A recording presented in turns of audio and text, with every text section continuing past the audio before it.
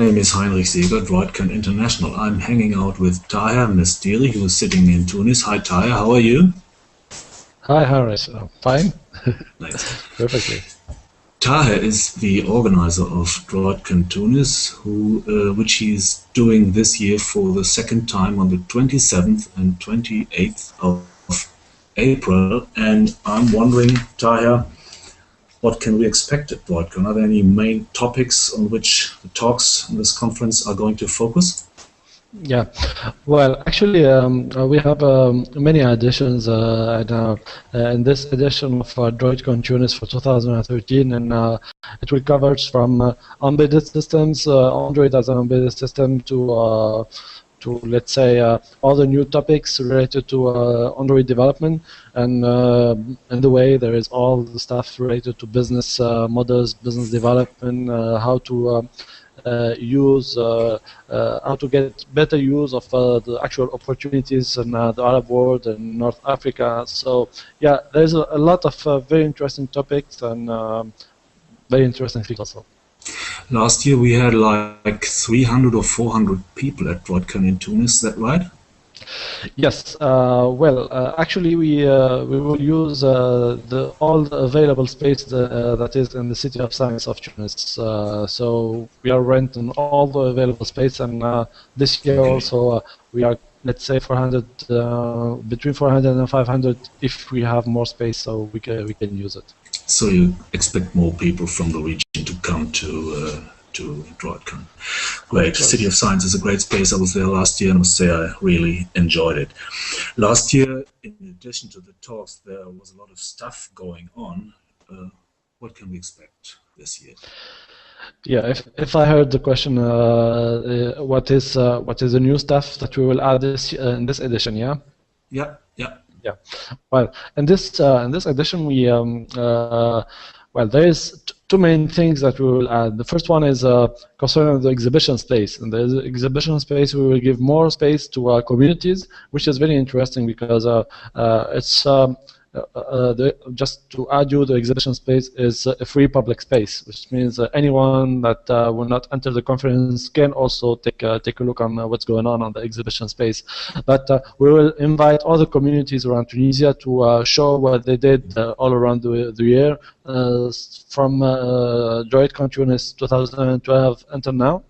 So did I get that right? Sorry to interrupt you. Did I get that right? There will be an exhibition space which is accessible to the public, to the general public, which didn't buy the ticket for Droidcon. Is that right? Yes, okay. Absolutely. Okay. Because what we want is to have Droidcon Tunis as the center of everything which is related to Android, with everything which is related to conferences, but also the exhibition to see what's going on.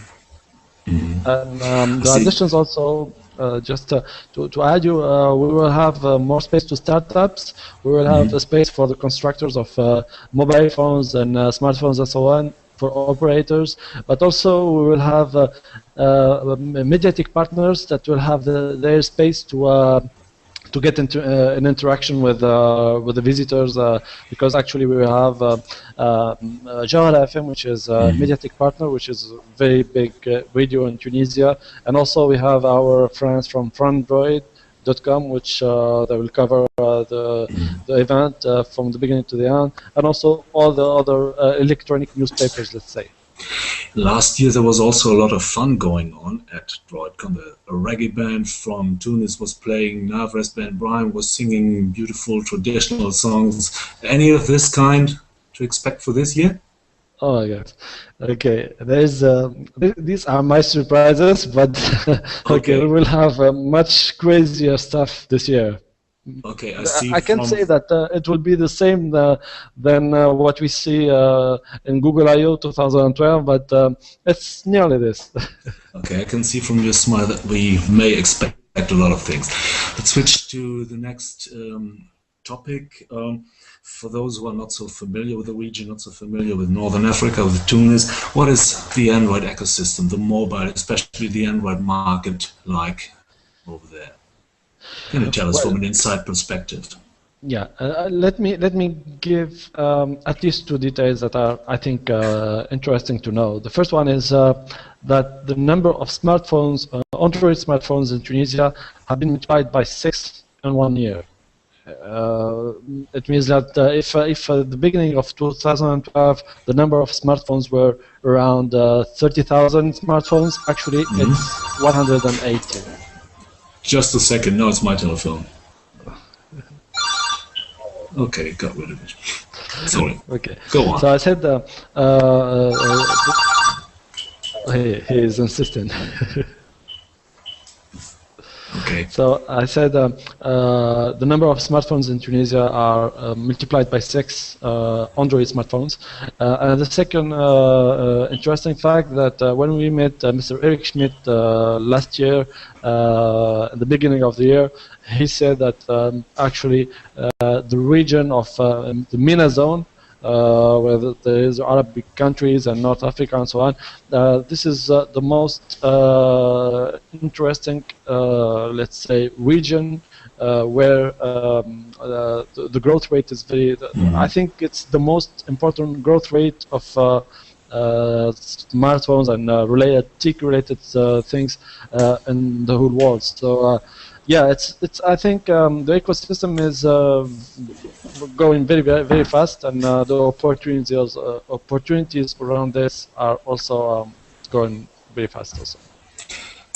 That is the consumer side of the market, but can you also give us a brief assumption of what is going on the developer side? Are there any hotspots in the academic field or in other fields where developers meet, where developers are active, and where developers can do business? For the developers, we see at least two kind of things that it's interesting to know.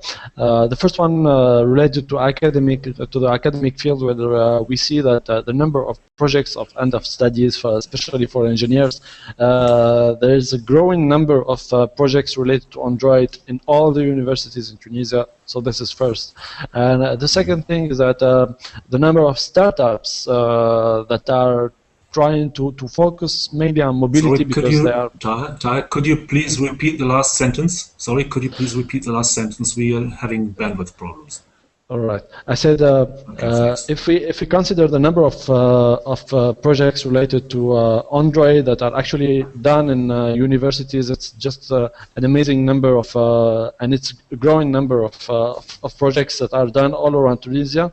And the second point is that the number of startups that are we are hearing about every day is just amazing, because there is a lot of things that are going on in Tunisia. Actually, the main important facts that Tunisiana, which is actually the biggest operator in Tunisia, has his 3G, 4G license, and the market is growing very fast. And the second one is that we are seeing new applications like, for example, for the mobile payment, that are actually brand new, but the number of persons that are using it is just amazing. In 1 year, the number has grown from 0 to 120,000 users, so it's amazing. Okay, thanks. Let's touch on a point which some people who might consider coming to Tunis for Droidcon may have in mind. Some people may worry that it might be dangerous these days, traveling to North Africa, traveling to Tunis. Do they need to worry? What's the situation from an inside perspective?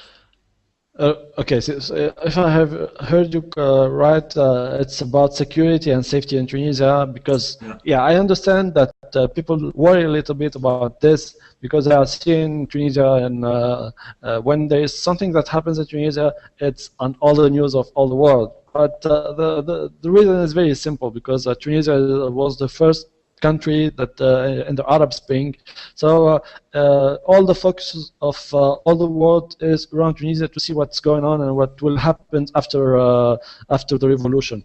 But the real situation is that we don't have any security problem. Our let's say security forces or prime the interior ministry is doing very good job, and we don't have any risks for our safety, for the normal people's safety. There is maybe some political instability, but it's just, it's sometimes and doesn't impacts on in any case the safety of high tech or tech related people. So I think there is no worry about it. I really love to hear this, because a lot of people from Europe plan to come to Tunis, and I hope I'm going to be there as well. But there might still be some firm you could do something in addition to make them even feel more safe. You told me before that you have something in mind. What is it? Yeah.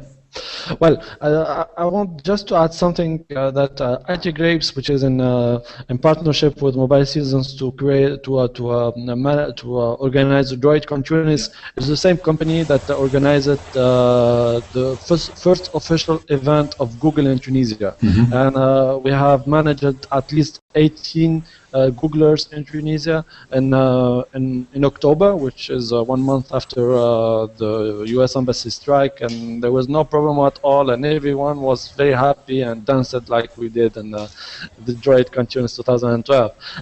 What we can do also for anyone that have some worries about the security and so on, we can organize transfers from the airport to the hotel, and from the hotel to the venue without any problem.